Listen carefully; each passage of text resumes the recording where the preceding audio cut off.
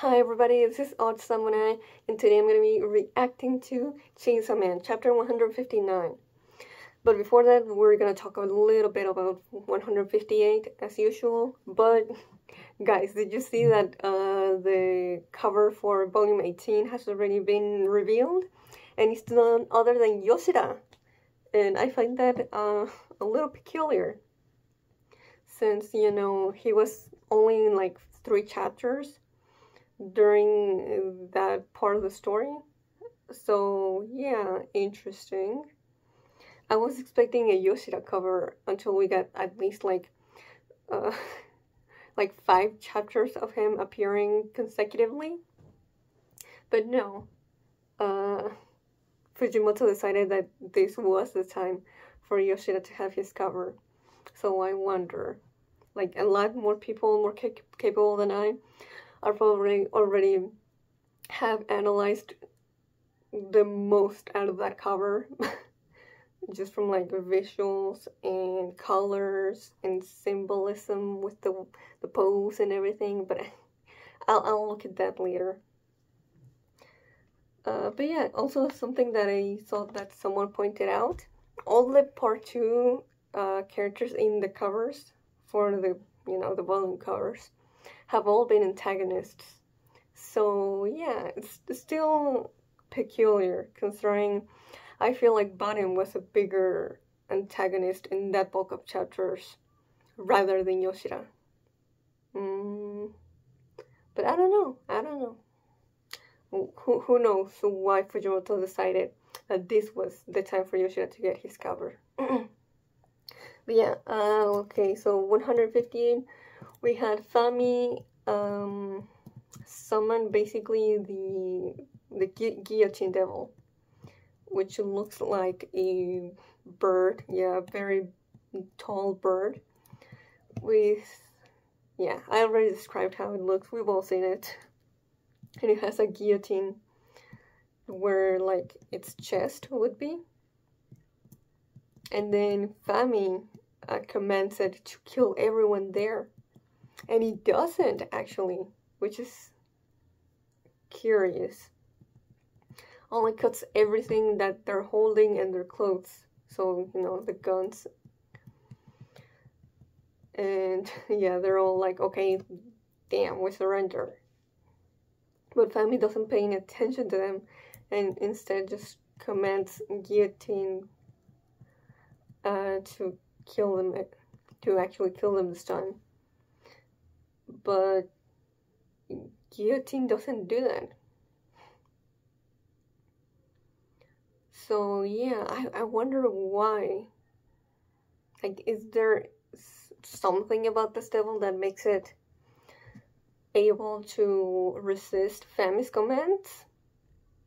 I saw someone say that maybe it's the fact that because guillotines are made in like to give someone a quick and swift death, that guillotine doesn't wanna like, and also they're used for like, or they're like symbols of revolution, and Guillotine doesn't really see that as this, so it refuses to follow Fami's commands. I don't know. It's hard to say because Guillotine can't really talk. It just makes sounds, so we can speculate all we want. I do wonder what are the actual limitations for Fami's power. Because yeah, Makima, like, didn't Makima also use, well, could she summon like just a random ass devil and boom? Like, we don't know. Does Fami already have a contract with the devil before summoning it?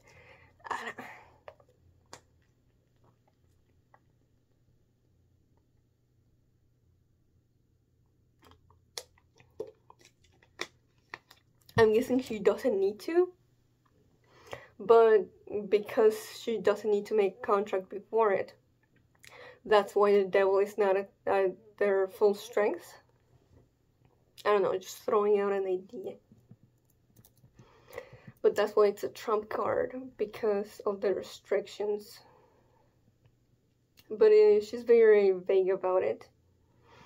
But at the same time, smart, since you don't want to tell someone you don't trust that could maybe use this against you in the future. Tell them everything about your power. Yeah, that's a secret. So one of the guys tries to attack Asa, and then she's the one who actually manages to dodge. But then Yoru takes over and kicks him in the face. And yeah, those two have a nice moment. And Yoru just shows her a bit of a sadistic streak, telling the guy that to lick her shoes, which she only says that, but doesn't actually say that she'll spare them if he does so. And then one of the guys, the one with glasses, assumes that they're here to break them out, but Yoru obviously doesn't know who he's talking about. And then we see the Devil Hunting Club trio: Novana, freaking Haruka, and Seigi, which is yeah, obviously Seigi has been here ever since the Yuko arc, but like we barely know anything about the guy, so maybe this will be the time for him to finally get some characterization. There's just something about him. That's why Fujimoto keeps bringing him back, but we just don't know what yet. Some people say that because of his resemblance to Agni from Fire Punch, that he'll have some connections to the Fire Devil. Maybe, I don't know.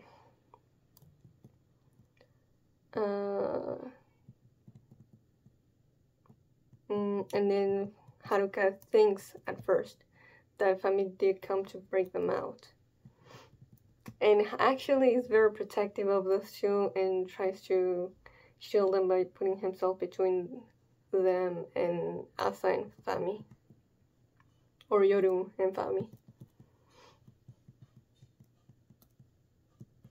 So at first I thought it was Haruka who was saying, "Fami, just leave us alone," but I saw someone else say that actually this is Novana. So I'm not sure exactly who to believe. Like, just because of the way that they have their hair right now, they kind of looked similar. But yeah, I think this is Novana who's saying it. So I was very impressed and proud for Haruka last time because of this moment.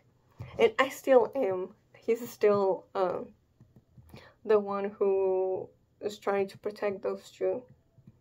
But yeah, no one of all people who's anxiety riddled and a scaredy cat is the one who actually tells Fami to go away.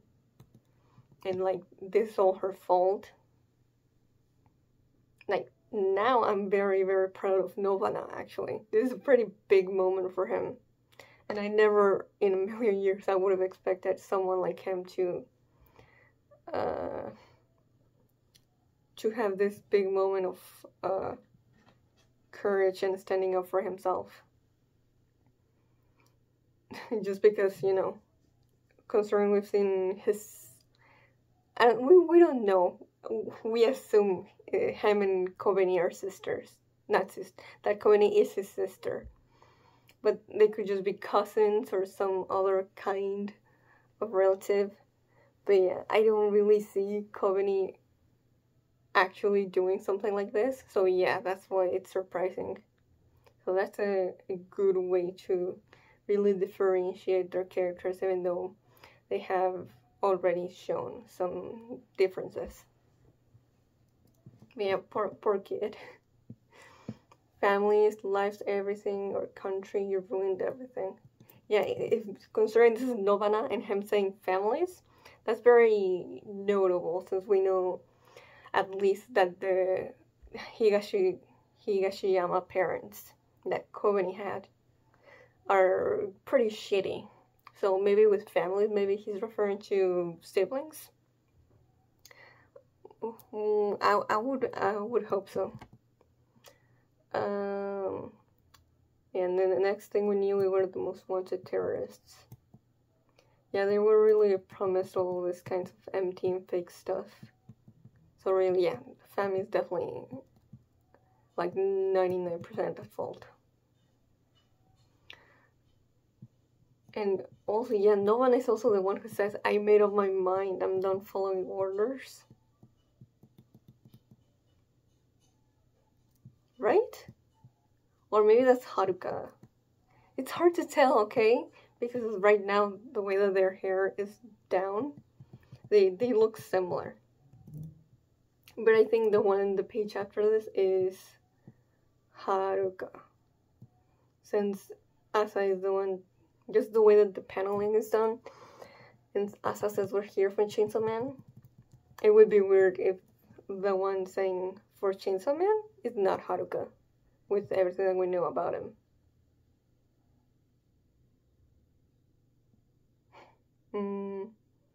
I don't know. Maybe I'm overthinking all this, and now I'm the one wrong. What do you think? Is the one who says, Fami, just leave us alone, Haruka or Nobana? Because that feels important. See, this is why stuff like having an anime and voice actors would be helpful. And we'll get there eventually, but by that point, I feel like that would be a little late. But yeah, Asa and Fami start moving by themselves, and then they realize that they're being followed by those three. With Haruka very clearly still infatuated with Chainsaw Man, or at least his idea of Chainsaw Man. And even though he said, yeah, I won't follow anyone's orders, I'll be my own man, he's still dragging his feet for his idol. So I wonder how will that turn out. Okay, so that's all for 158. So let's start 159. So I know I've been spoiled by that two characters appear. First, Sugo. I think he's gonna talk to Asa, and then I think we're gonna see Katana Man in his human form. But that one I'm not 100% sure. Okay, let's fully begin with Attack on Samurai. Okay, now that's definitely convinced me that we're going to see Katana Man, because his official name is Samurai Sword. Hiyoshiyama, Okaku, you don't have to come with me. Oh, I did think it was kind of interesting that those two were following him, even though they don't have to. Haruka is the one that has this fervent wish to meet Chainsaw Man. Oh, Seiji says, I don't have anywhere else to go. Oh, that makes me... Okay, fair enough. I do. I'm going home, but I don't know the way out. Oh, no, Vanna. Okay, so he has a way to... Not a way. He has a place that he can call home still. Yeah, I'm so curious about his family situation in comparison to Coveney's and how he sees it. It could make for some interesting character insight for him. But yeah, oh man, this is the first piece of characterization for Seiji, I feel like, that we really got in, and I'm already feeling for the guy. Johnny! Oh no, Vanna, he's already tearing up. I don't blame him. Oh? Ooh, we just get a panel of himself by his lonesome, staring at a door. Oh no, Vanna, don't stray from the group. Don't separate. An exit? Oh no, what is he looking at? Whoa. Oh, they have a bunch of chainsaw people just in like a room, like an old-timey room that they kept like like in asylums and stuff. Whoa, that's quite the panel. It looks like the chainsaw person is like chainsawing Novana's head. Johnny! Yeah! Oh, okay, well, at least they were waiting for him. Higashiyama? Yeah, okay, they noticed that he was falling behind. Good. Even Fami and Asako, well, not go, they look behind. The folks in here were leading ordinary lives, were leading ordinary lives until just yesterday. But hasn't it been a week? Regardless, I get what Seigi is trying to say. Yeah. Oh man, I wonder how that weighs with these three, considering they were in the Chainsaw Man church. And they're just regular kids. They're not like, you know, as far as we know. They don't have contracts with devils, they're not hybrids, fiends. So yeah, oh well. How guilty must they feel? Oh wait, I thought that was Seigi saying it because I saw the eye patch line, but no, it's the public safety guy. Looks like the one that was looking at Denji being chopped up. It's the strangest thing. Even now, people turn into the pseudo Chainsaw Man out of nowhere. What's triggering their transformation into these monstrosities? A bunch of theories are going around. He's not trying to stop them. He's just talking. Like that, you'll turn if you like Chainsaw Man above a certain amount. Huh. If so, why hasn't that happened to Haruka? Or that there are a lot of monsters among those who should worship him. I have no idea what to believe. Get up, Higashiyama. Novana, get away from that guy. Tell me something, Chainsaw Man fan club. Why is it that a chainsaw sprouted from my wife's head, yet your heads are unmarred? Oh boy. Yeah, the moment that Haruka called out for Novana, I figured something like this was brewing.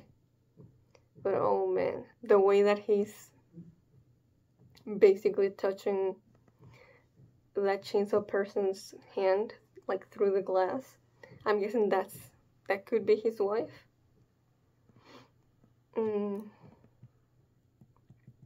Oh man, yeah, Haruka's expression really tells how troubled he is by being told this. Asa doesn't look troubled at all though, which is a bit worrying. My wife never missed a day packing my lunch, and yet she turned into a monster. And the irritating old man next door? Still human. Why do you think that is? Is there no God? Why me? I've never done anything wrong in my life.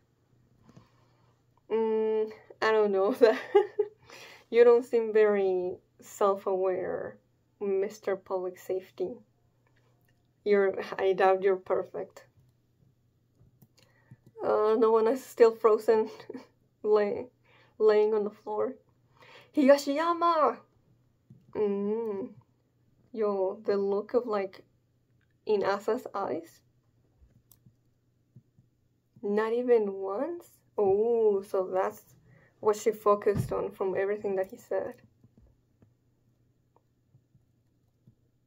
And we just get one panel of the guy just looking forlorn at the ground. If there was one thing, maybe my affair with a woman from the office, but that only lasted 6 months. Yeah, should have known. The fact that he, right away, after being questioned, he could recall that. But before that, he tried to make it seem as if he was flawless. Mm. The panel of Asa just looking down, and her eyes having a different look, looking more like Yoru's now. Why? This piece of crap. Whoa. It's because, yeah, it changed to Yoru, but why in that moment did she change to Yoru? Maybe because she didn't want to deal with this guy anymore? I don't know, it's so interesting, so interesting. She's just buying time. Ooh. Oh, what? She kicked Fami. Oh, whoa. Yo, that's dope. Katana Man is here. So that's why Yoru kicked Fami. You're kidding. Yoru was able to sense him, but not Fami? Bro. Fami a whole fraud. I'm just joking. But really, why wasn't she able to sense him? Fami just feels like such a non-combatant. I love this double page spread. It's so cool. Just the way that you can almost like feel the wind from Katana Man coming in here so fast. Damn. Yeah, I'm guessing he wanted to kill one of them the moment that he came in. Gilly! Oh. Novana is still on the ground. Whoa! Did Gilly turn it back into that little thingy? You're useless. Yeah. Okay, it seems like it had a timer. The nail fiend is back, so I guess maybe they're Katana Man's buddy in public safety? I don't know, but I don't think it's a coincidence that every time we see Katana Man in part 2, this fiend has been by his side. Ooh. That's fun. I like seeing Fami getting her shit kicked, even if it's by Yoru. I feel like Yoru is enjoying it too, though. That was successful though on making sure that Fami didn't get her head crushed by that hammer. Ow. Ah ha ha, the poor thing. Be gentler when you push her out of the way. You try only having one arm. Oh my god. To be continued. Fujimata. You're leaving me here? Ah, man, are you kidding? Really? It's gonna be Yoru against this too? Okay. So, you remember how the last time we saw Yoshida, he left because he obviously could tell that Yoru had gotten a big increase of strength during the fight. Supposedly because of the general fear of war increasing. So I thought that was gonna be like a permanent buff. But here, the way that Yoru is being presented, doesn't really seem like that. So what, did the buff go back down? And she doesn't have it anymore? She's back to... But no, but she can still turn things into weapons without touching them. So...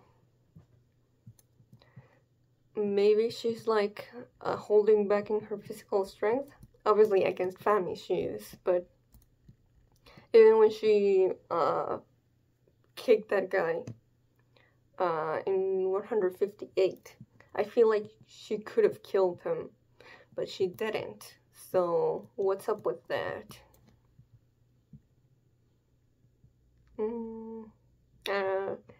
We don't really know much of a nail fiend.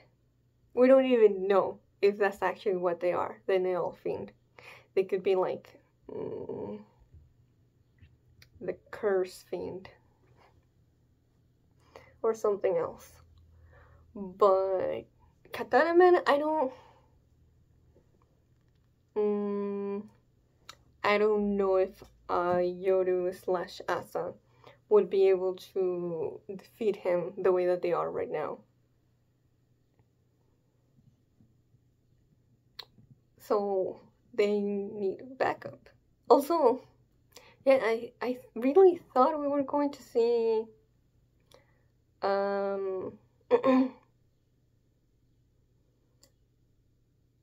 Miri, but I guess that was a fake spoiler, which if it was, then I'm really glad that it was. But I did get spoiled by Katana Man, but I also thought he was gonna appear in uniform, and that's definitely not the case here, so I got spoiled, but technically kinda not, so that works.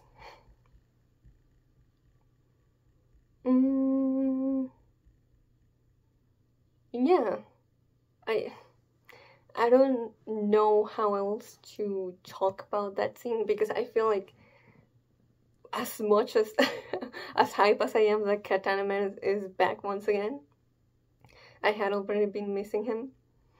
He underrated. You got no idea. I'll probably use this double page spread as the thumbnail. For me, the best scene is still that guy talking to, well, to our group here, and basically just showcasing the ways that he's a hypocrite, and also not having much trouble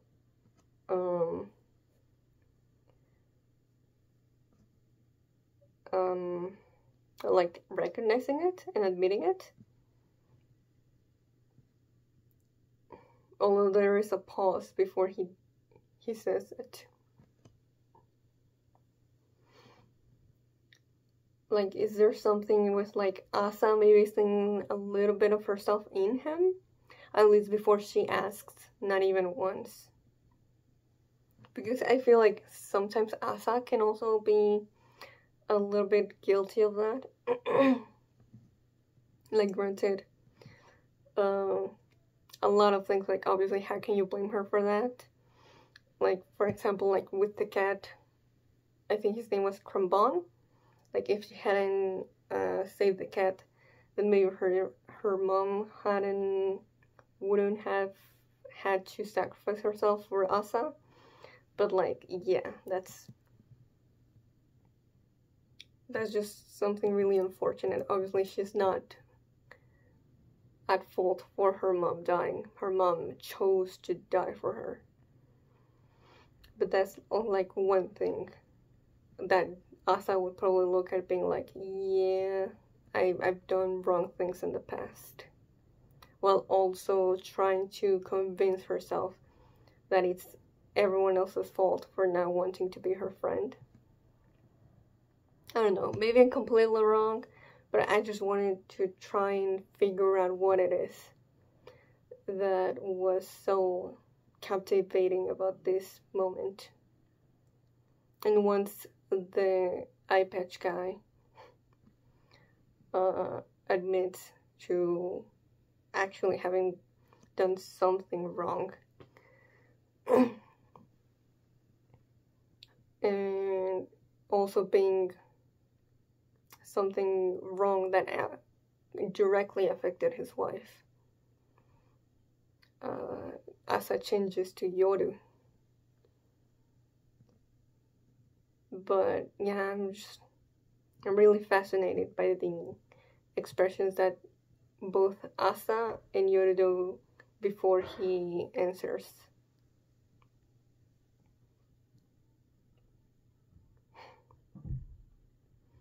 But of course, I don't think Yoru cares about what the guy says. Like she says, he was just talking just so Katana Man could come in here while they were still talking. But I think there's definitely some value in this interaction. So yeah, that was my reaction to chapter 159.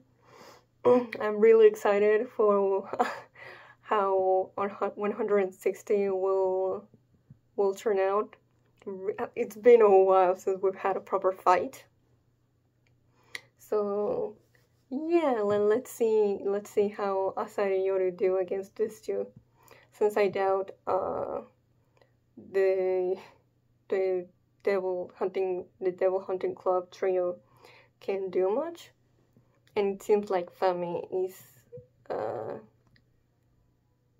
out of cards for now, which is a little bit disappointing, but I guess there's a reason that she had to come in here with Asa and Yoru. So yeah, that was my reaction to this chapter. So if you enjoyed it, please like and subscribe. Until next time, see ya.